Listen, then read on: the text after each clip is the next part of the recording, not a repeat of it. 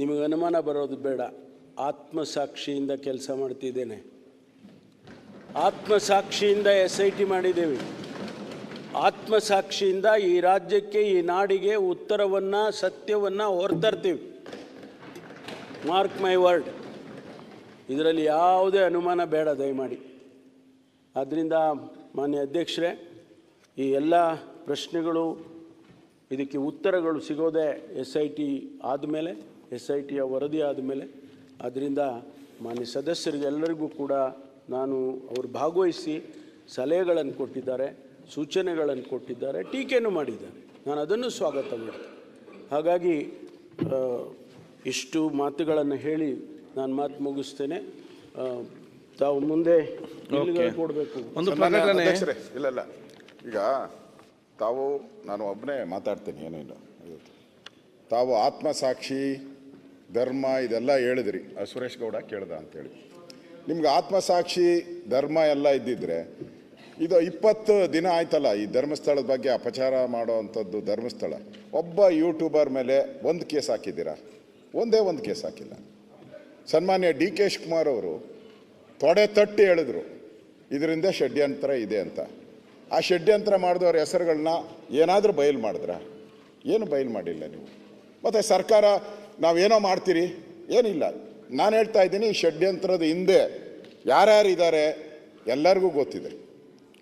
ಮುಖ್ಯಮಂತ್ರಿಗಳು ಸುತ್ತುವರೆದು ಯಾರ್ಯಾರು ಹೇಳ್ಕೊಡ್ತಾ ಇದ್ದಾರೆ, ಯಾರ್ಯಾರು ಬಂದಿದ್ರು, ಅವ್ರ ಮನೆ ಭೇಟಿ ಮಾಡಿದರು, ಎಲ್ಲರೂ ಪತ್ರಿಕೆಯಲ್ಲಿ ಎಲ್ಲ ಬಂದ್ಬಿಟ್ಟಿದೆ. ಇಷ್ಟೆಲ್ಲ ಷಡ್ಯಂತ್ರ ಮಾಡಿದ ಮೇಲೂ ಸರ್ಕಾರ ನಾವು ಕ್ರಮ ತೆಗೆದುಕೊಳ್ತೀನಿ ಅಂದರೆ ಯಾರು ನಂಬಕ್ಕೆ ಸಾಧ್ಯ?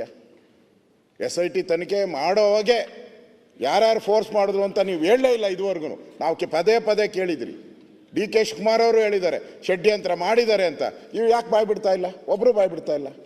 ಇದರಿಂದ ಸ್ಪಷ್ಟ ಆಗ್ತದೆ ಈ ಸರ್ಕಾರ ಇದಕ್ಕೆ ನ್ಯಾಯ ಕೊಡಲ್ಲ. ನಮಗೆ ನ್ಯಾಯ ಸಿಗಬೇಕು. ಅಪಪ್ರಚಾರ ನಿಂತಿಲ್ಲ, ನಾಳೆನೂ ನಿಲ್ಲಲ್ಲ. ನೀವು ಹೇಳ್ಬೇಕಾಯ್ತು, ನಾನು ಮಾಡಬೇಡಿ ಅಂತ ವಿನಂತಿ ಮಾಡ್ತೀರ ಎಲ್ಲರ ಹತ್ರ. ಯಾರು ಕೇಳ್ತಾರೆ ಈಗ ವಿನಂತಿಗೆ? ನೀವು ಖಡಕ್ಕಾಗಿ ಹೇಳ್ಬೇಕಾಯ್ತು. ಇವತ್ತಿಂದ ನಾಳೆಯಿಂದ ಯಾರಾದರೂ ಬಾಯಿ ಬಿಚ್ಚಿದ್ರೆ ಅವ್ರ ಮೇಲೆ ಪೊಲೀಸ್ ಸ್ಟೇಷನ್ಗೆ ಕಳಿಸ್ತೀರಿ, FIR ಹಾಕ್ತೀರಿ ಅಂತ ಹೇಳ್ಬೇಕಾಯ್ತು. ಉದಾಹರಣೆ ಕೊಟ್ಟರು. ಅವರ ಬೈದಿದ್ದಕ್ಕೆ 1 ಅವರಲ್ಲಿ ಸ್ಟೇಷನ್ಗೆ ಹಾಕಿ ಜೈಲ್ಗೆ ಹಾಕ್ಬಿಟ್ಟಿದ್ದೀರಾ. ಯಾರು ಜಯಚಂದ್ರ ಬೈದಿದ್ದಕ್ಕೆ 1 ಅವರಲ್ಲಿ ಅವ್ರನ್ನ ಸ್ಟೇಷನ್ಗೆ ಹಾಕಿ 20 ದಿನ ಜೈಲ್ಗೆ ಹಾಕಿದ್ದೀರಾ. ಇವ್ರು ದೇವ್ರನ್ನ ಬೈತಾವ್ರೆ. ದೇವ್ರನ್ನ ಬೈದವ್ರಿಗೆ 20 ದಿನ ಆದ್ರೂ ನೀವೇನು ಮಾಡಿಲ್ಲ. ಅದರಿಂದ ಈ ಸರ್ಕಾರ ಈ ಷಡ್ಯಂತ್ರದಲ್ಲಿ ಭಾಗಿಯಾಗಿದ್ದಾರೆ, ಅವ್ರಿಗೆ ಸಪೋರ್ಟ್ ಮಾಡ್ತಾರೆ.